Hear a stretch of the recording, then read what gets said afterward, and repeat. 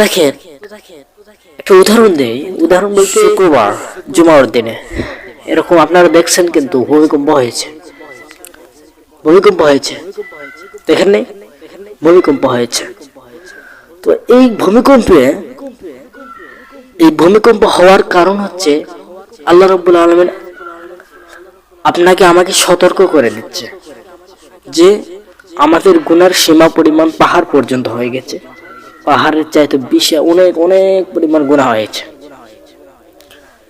তো মূল বিষয় হচ্ছে আমাদের গুনাহ এমন হওয়া হয়েছে, মানে সীমা সংখ্যা নেই, অনেক পরিমাণ গুনাহ হয়েছে। তো মূল বিষয় হচ্ছে আমাদের কি গুনাহ কমাইতে হবে, ঠিক আছে?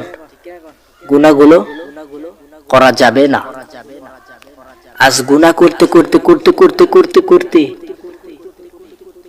সমুদ্রের ফেনা পর্যন্ত আমরা গুনাহ করে ফেলছি, হাজার গুনাহ করে ফেলছি।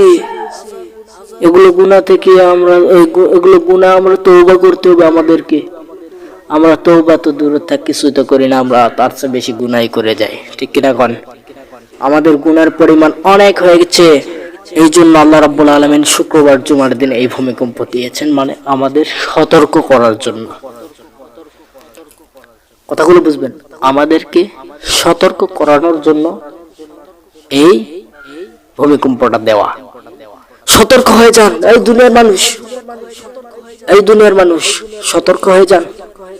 গুনার সীমা সংখ্যা অনেক হয়েছে। আজকে আমি আবার দেখলাম ফেসবুকে এরকম সিসিটিভি ক্যামেরায় দেখতেছি, এমন একটা বড় বিল্ডিং করে ফেলছে। ওই বিল্ডিংটা এরকম ভাঙায় পড়ে গেল। বিল্ডিং এর উপরে অনেকে খেলাধুলা করতেছে, স্টুডেন্ট কাপড়গুলো শুকাইতে দিছে, ছাদের উপরে খেলাচ্ছে, সবগুলো আছে। ছাদটা এরকম আস্তে আস্তে এইভাবে ক্যাত হয়ে এইভাবে উল্টে পড়ে গেল। তো দুনিয়ার মানুষ এই যে ভূমিকম্পটা দিয়েছে আমাদের সতর্ক করার জন্য আল্লাহ তাআলা দিয়েছে। এই দুনিয়ার মানুষ সতর্ক হয়ে যান। এমন গুনাহ হয়েছে, গুনার মানে অনেক পরিমাণ গুনাহ হয়েছে, এই জন্য আল্লাহ রাব্বুল আলামিন এটা দিয়েছে। এই দুনিয়ার মানুষ সতর্ক হন। আগামীতে কিন্তু আরো ভয়াবহ আসতে পারে। তাহলে এখানে বুঝেন আমাদের গুনাহ অনেক হয়েছে, বিধায় আল্লাহ তাআলা এটা সতর্ক করার জন্য এই ভূমিকম্পটা পাঠাইছে। মূল বিষয় হচ্ছে এই যে আজ বড় বড় বিল্ডিং বানাচ্ছেন, এটা আসল জায়গা নয়।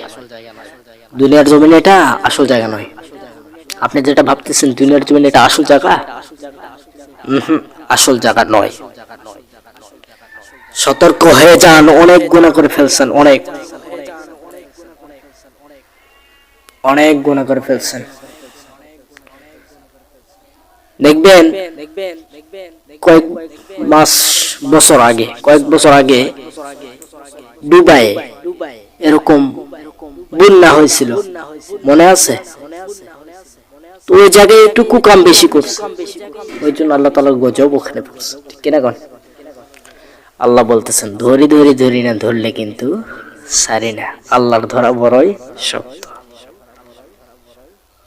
এই জন্য গুনাহ ছেড়ে দেন।